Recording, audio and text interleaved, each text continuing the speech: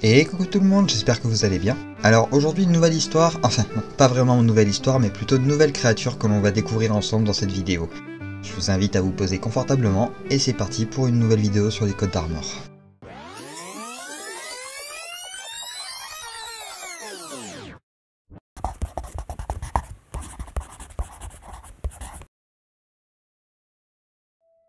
Et c'est une nouvelle créature pour le bestiaire français que nous allons voir aujourd'hui, même s'il est possible que nous en ayons déjà vu une par le passé.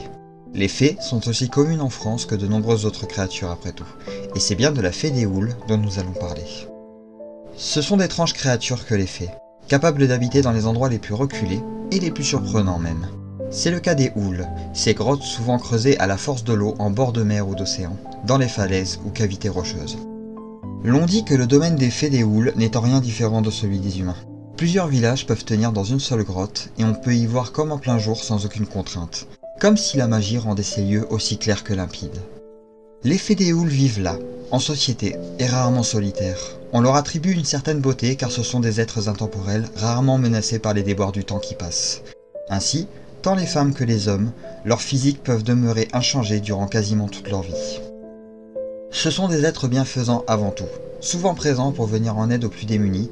Elles avaient pour habitude de distribuer du pain aux familles nombreuses incapables de se nourrir convenablement, ou encore de payer les taxes de paysans endettés.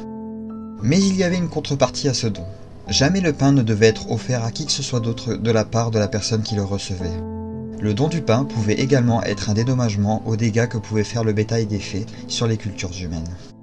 Il arrivait même qu'elles offrent de la laine, voire même apprendre aux jeunes femmes à filer le tissu, et aller jusqu'à se proposer parfois comme marraine, offrant ainsi une protection à l'enfant désigné, car jamais la fée des houles ne cessait de veiller sur lui. Mais ce n'était pas tout.